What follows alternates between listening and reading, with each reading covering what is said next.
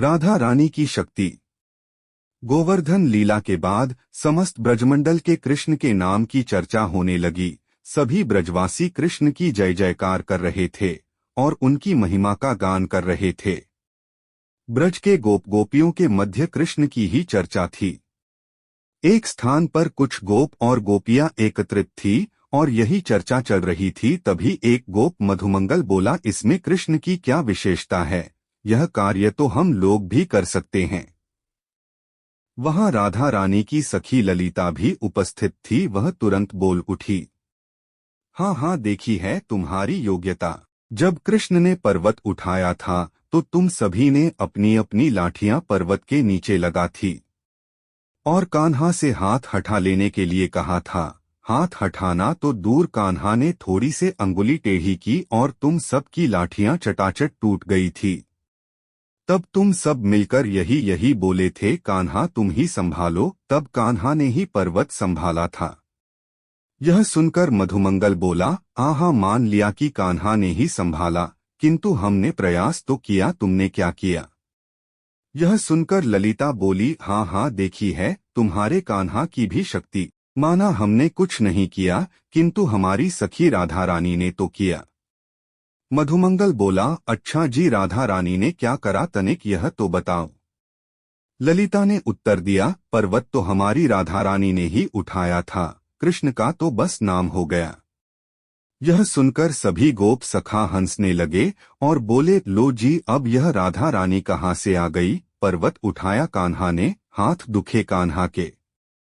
पूरे 7 दिन एक स्थान पर खड़े रहे कान्हा। ना भूख की चिंता, ना प्यास की, ना थकान का कोई भाव, ना कोई दर्द। सब कुछ किया कान्हा ने और बीच में आ गई राधा रानी।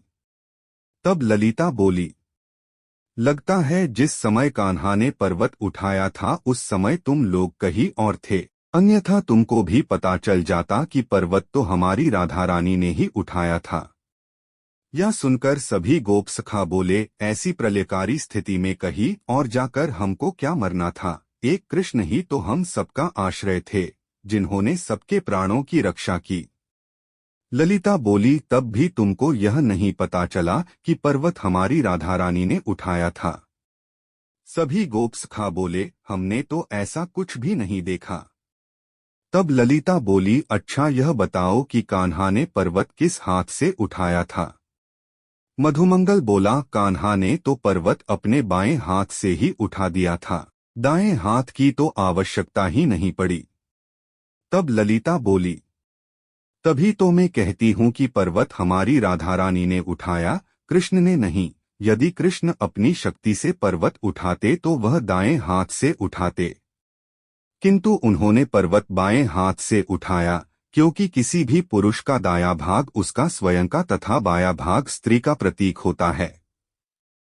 जब कान्हा ने पर्वत उठाया तब उन्होंने श्री राधा रानी का स्मरण किया और तब पर्वत उठाया। इसी कारण उन्होंने पर्वत बाएं हाथ से उठाया। कृष्ण के स्मरण करने पर श्री राधा रानी ने उनकी शक्ति बनकर पर्वत को धारण किया। अब किसी भी बाल गोपाल के पास ललिता के इस तर्क का कोई उत्तर नहीं था। सभी निरुत्तर हो गए और ललिता राधे राधे गुनगुनाती वहां से चली गई। यह सत्य है कि राधे रानी ही भगवान श्री कृष्ण की आद्य शक्ति है। जब भी भगवान कृष्ण ने कोई विशेष कार्य किया, पहले अपनी शक्ति का स्मरण किया। श्री राधा रानी कृष्ण की शक्ति के रूप में सदा कृष्ण के साथ रही। इसलिए कहा जाता है कि श्री कृष्ण को प्राप्त करना है तो श्री राधा रानी को प्रसन्न करना चाहिए। जहाँ राधा रानी होंगी वहाँ श्री कृष्ण स्वयं ही चले आते हैं। यही कारण है कि भक्त लोग कृष्ण से पहले राधा का नाम लेते हैं। जय जय श्री राधे।